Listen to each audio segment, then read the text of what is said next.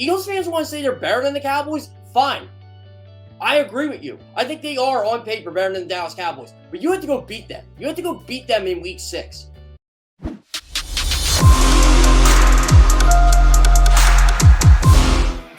Good morning, NFC East fans. Good morning, Dallas Cowboys fans. Big win for the Dallas Cowboys last night. 2-1, back in the NFC East race. Kind of put the Giants down to earth a little bit. Giants were a surprising 2-0 going into last night's game. And Giants do not belong in prime time. Let's just put it that way. Once again, my name is Jeff Kerr, NFL writer for CBS Sports. Burned the midnight oil last night, writing takeaways from every single game. One thing we learned about each team. And I'm going to put up what I learned about the New York Football Giants. All that talk we said about their offensive line. Yeah. That line still sucks.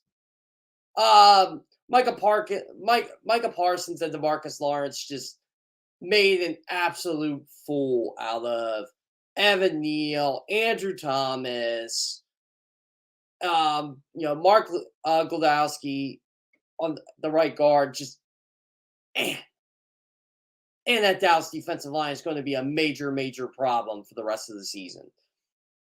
You want to know why Dallas is 2-0 Cooper Rush? Go look at Micah Parsons. Go look at DeMarcus Lawrence. Go look at that defensive line. Go look at Trayvon Diggs. Go look at Anthony Brown. Go look at Leighton Vander Esch. That Dallas defense is for real. For Eagles fans saying, we're going to kill the Cowboys. We're going to kill the Cowboys. Oh, yeah, okay. And this comes from someone who thinks the Eagles are better than the Cowboys.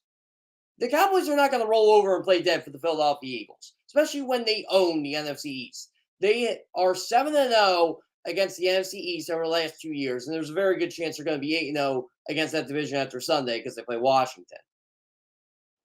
Dallas is going to be in this. This isn't an overreaction. They just are. That defense is for real, and they're good. It's a very good defense. They get after you. They punish the quarterback. You better be timely on your throws. You better be making quick decisions when you face the Dallas Cowboys. Something Daniel Jones has never learned how to do. Daniel Jones still sucks, by the way. He still sucks. 0-9 in primetime games. Just looks like a deer in the headlights once you rattle him a bit. I'll tell you what, Brian Dable knows this guy is not the answer. He's not the answer. When you're still getting, I got to get the numbers up here. When you are still getting a good night from Saquon Barkley, 14 carries, 81 yards, and a touchdown. When you're getting that production, you're getting Saquon Barkley to be a half-decent running back for once, a healthy Saquon Barkley, and you still can't lead your receivers, it's bad. Daniel Jones is not a good quarterback. He never was a good quarterback. Any Giants fan that tries to tell me he was a good quarterback is delusional because he never was good. I don't want to hear his offensive line this or his receivers this. No, Daniel Jones just stinks. They don't trust him. The only time Daniel Jones did anything positive on Monday night was when he was rolling around with his legs and basically making plays there. I'll give you that. He can run the football. But that's about it. I'm getting tired of watching Daniel Jones play quarterback for the New York Giants. And if you're an Eagles fan, you're a Cowboys fan, you're absolutely loving it. You hope they put him on a silver platter and just say, hey, you know what? Be the franchise quarterback. That's not going to happen. That is not going to happen. Daniel Jones's reads were terrible. Oh, by the way, I got to get into this. Where the hell does Kenny Golladay think he deserves to be playing? I deserve to be playing. I should be playing. That's a fact. Whatever the heck he said last week. Yeah, okay, Kenny. Dropping passes left and right. Just, you don't deserve to be on the football field. 3 targets, no catches, no yards. Yeah, that sounds like Kenny Golladay. Not a good football player. Here's one for you. I'm pretty sure Devonta Smith and Dallas Goedert make less than Kenny Golladay. I'm pretty sure the two of them make less than Kenny Golladay. CeeDee Lamb and Noah Brown make significantly less than Kenny Golladay. And they were a heck of a lot more productive last night. CeeDee Lamb finally did kind of look like a number one wide receiver. 8 catches, 87 yards, and a touchdown. Had that awful, awful, awful drop earlier in that game. I don't know how he dropped that dime from Cooper Rush. I think it was the second quarter. Man, what? I don't get it. I don't get some of these receivers. They make these one-handed catches that are absolutely incredible, and they can't drop one that's just point blank right in their face. But the Dallas receivers have been living up to the task the last couple weeks. CeeDee Lamb, Noah Brown. Who else has been really contributing for them? Peyton Hendershot. Yeah, he had 3 catches, 43 yards last night. Look, Dallas Cowboys got the island of misfit toys of wide receiver, and somehow they've been efficient with Cooper Rush. I got to give Cooper Rush credit. I do. He's not losing football games for them. He's not turning the football over. Has not turned the football over once in the 2 games. He's not fumbling the football. He's taking care of it, not making errant throws, not making poor decisions. The Dallas Cowboys know their best way to win football games right now is run the football and play good defense. And they damn well for sure are doing that. Tony Pollard had a good night last night. Ezekiel Elliott's been running the ball solid. They did this against the Bengals, and they do go into their dry spells. They do.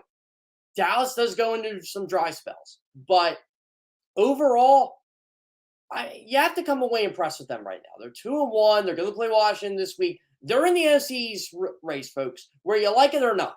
And guess what? The NFC East still goes through the Dallas Cowboys until the Philadelphia Eagles beat them. Eagles fans want to say they're better than the Cowboys? Fine. I agree with you. I think they are on paper better than the Dallas Cowboys. But you have to go beat them. You have to go beat them in week 6. Because you were flat out embarrassed against them week 3 of last year. And it's a much different team. A much better team. But I'm going to keep it as realistic as I can. You got to beat the Dallas Cowboys before you say you are truly better than them. It's like Ricky Bobby against John Gerard. You are not better than John Gerard until you beat John Gerard. And then John Gerard can retire into the sunset. Yeah, I quote Ricky Bobby today. I'm just going to be real with you. You have to beat that team. You do. That's the team you have to beat, the Dallas Cowboys. Jalen Hurts has been playing well more than good enough to beat that Dallas Cowboys team. But the Eagles' offensive line is going to be tested. A.J. Brown, Devonta Smith are going to be tested. The Eagles have enough weapons to outscore Dallas. Now, when Dak Prescott comes back, who knows? Could be this week. It does look like he will be back within the next 2 weeks. Just in time for the Rams. By the way, Jerry Jones, you want that quarterback controversy? You sure as hell are trying to get it. Right now, I think Dallas is playing better with Cooper Rush. Does that mean you don't go back to Dak Prescott? No, you go back to Dak Prescott. But I'm going to tell you this right now, Jerry Jones, Mike McCarthy, who still can't coach his way out of a wet paper bag sometimes. Give Cooper Rush another week. Give Cooper Rush another week. Just give it to him. He's earned that. Make sure your quarterback is healthy. Are you that desperate? You don't need to play Dak Prescott right now. You don't. You got the formula. Run the ball and play some defense. I don't care who your competition is. It's working. You beat the Cincinnati Bengals. A good team. In my eyes, a good team. At home. Using that formula. You beat the New York Giants, who I don't think is a good team. They're 2-1. I think they're a better team. I think they're going to be a problem for a lot of teams. But you beat them with running the football and good defense, and Cooper Rush takes care of the football. You can do that against Washington. The Eagles did it. They jumped out to an early lead. They didn't do anything in the second half. Just blitz the heck out Carson Wentz. How about Washington? 1-2. They are the only team in the NFC East with a losing record. Cowboys are 2-1, Giants are 2-1, Eagles are 3-0. And Washington just sits there with losses to Detroit and Philly. Yeah, Commanders might be in some trouble here, folks. They might be in some trouble. They have to beat Dallas this week. I'm sure Eagles fans will be pulling for that because any separation you can get on Dallas is huge. Right now, the Eagles have a game lead on this division after 3 weeks and clearly look like the best team. I mean, they look like one of the best teams in the NFL. Yeah, alone in the NFC East. Them and the Dolphins are the only two remaining unbeaten. How good are the Eagles? Really, how good are they? Through 3 weeks, I would say they're one of the best teams in the NFL, not the best team. That's how good they've been looking. Just watching games around the league this week, staying up late, watching some of these games. Yikes. Yikes. Some of these teams look really, really bad. Let's put them on par with the contenders in the NFC here. Watch the Rams-Cardinals game. Yeah, the Rams just can't seem to put teams away right now. They can't. They do not know who their running back truly is. They want it to be Cam Akers, but Cam Akers keeps finding ways to not seize that running back job. Their offensive line isn't as good as last year. Defense is still good.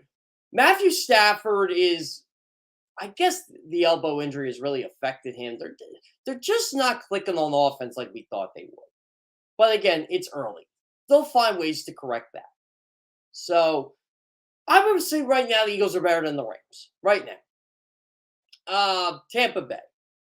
Tom Brady's got all his weapons out. Chris Godwin's hurt. Mike Evans is suspended. Yeah, I don't think Tom Brady was planning on throwing to Cole Beasley Sunday, a guy he got off the streets Wednesday. I don't think he was planning on throwing to just Russell Gage, just Brashad Perriman. No. I think he was planning on throwing the ball to Mike Evans, Chris Godwin, Julio Jones. All three did not play Sunday. And I think the Bucs passing game's been out of sync as a result. He misses Rob Gronkowski too, by the way. Leonard Fournette's been good. The offensive line's been good. But Tampa's defense has been really good. But right now, you score 20 points off Tampa Bay, you're likely going to win. Because Tampa Bay hasn't really done that this year. So right now, I would say the Eagles are better than Tampa. Green Bay. I think Green Bay's been getting better by the week. Everybody looks at that week one loss to the Vikings, fine. But their defense is really good. They get to the football. They know how to tackle very well. Aaron Rodgers is doing what he can with what he's got, and they're doing a good job of that. Romeo Doubs is becoming a nice player. Aaron Jones and A.J. Dillon are a problem for defenses. Green Bay knows the formula. They know how to run the football. Again, our team knows how to run the football, plays good defense, and they have an all-world quarterback in Aaron Rodgers, who is starting to get some chemistry with those receivers. Sammy Watkins has been hurt. Christian Watson has been hurt. Not sure what to make of Christian Watson yet. Alan Lazard's back. He's healthy. Romeo Doubs has been playing well. I mentioned him. Right now, I would give Green Bay a slight edge above Philadelphia just because Green Bay's been there. They've done it. They do have Aaron Rodgers. I still think Green Bay, if I had to rank a favorite right now in the NFC, it probably would be Green Bay, and the Eagles are right there with them. I mean, through 3 weeks, obviously. You know, everybody goes, it's 3 weeks. It's 3 weeks. Stop talking about football. It's 3 weeks. Well, guess what? That's what I got. I got 3 weeks. That's my sample size right now. So you want to be a troll on Twitter and be stupid? Go right ahead. And I'm going to tell you, guess what? This is my job. This is my job to tell you. This is what I got through 3 weeks. Oh, wait till weeks. No, that's not how this works. That's not how my job works. You want to do that? Fine. Stay off Twitter. Stay off social media. Because right now, I got Green Bay and Philadelphia as the top two teams in the NFC. Right now. AFC, who knows? I mean, are we ready to crown the Dolphins yet? I mean, they just had a impressive win over the Bills, but the Bills are still really good. The Chiefs are still really good. I think the Ravens are really good. AFC's wild. The NFC, we're starting to get a clearer picture, though. We are. We're starting to get a clearer picture in the NFC. But I'm gonna be honest with you. You got to beat the Dallas Cowboys. The Philadelphia Eagles have to beat the Dallas Cowboys to claim supremacy in this division. And they're going to see it in week 6. I mean, if we're being honest, if you're just going to do a game-by-game prediction of the schedule, Dallas will probably be 3-2 going into Philadelphia in week 6. The Eagles at worst should be 4-1 at worst. They got a tough game this week against Jacksonville. We're going to preview that later in the week. Arizona's discombobulated right now. They're not going to have DeAndre Hopkins for this one. A.J. Green's hurt. Kyler Murray's throwing to some guy named Greg Dortch.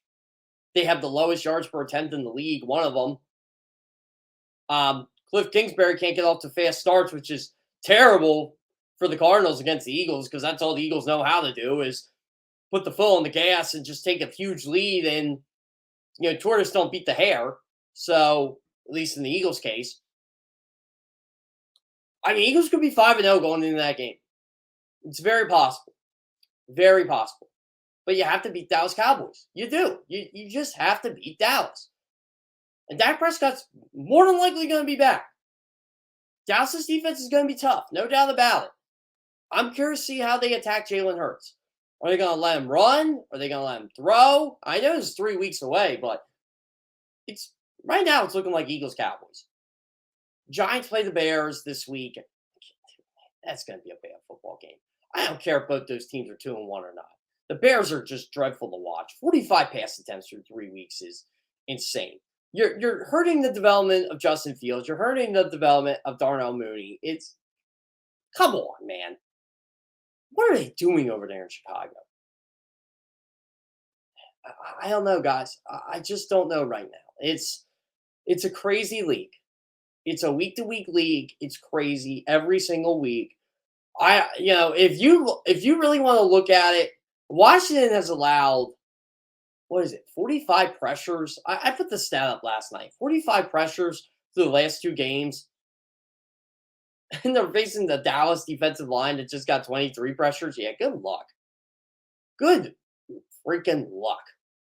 Because Dallas made a mockery of the Giants last night. Daniel Jones, 0-9 in prime time games. I think it's 1-13 in games he starts at 425 or later. I had 0-13. It should be 1-13 because I'm pretty sure the Giants beat the Titans in 425 this year. At 425 this year. That's great. He still stinks. He still sucks. And I'm getting tired of watching Daniel Jones. I really am. By the way, here's my laugher for the Cowboys and the Giants. The Giants had Cooper Rush on their roster twice in 2020, and they cut him. They cut him. For Daniel Jones. For Alex Tanney. Who was the other one that was there? I'm trying to remember who was there. Who was the other backup in 2020 there? What a discombobulated mess. All right, so we're going to get Rob Ellis here right after the break. Rob Ellis from Sports Take from Sports Radio 94 WIP. He's going to come right after the break. We're going to talk Giants Cowboys. We're going to talk some Eagles. We're going to talk some more NFC East right after this.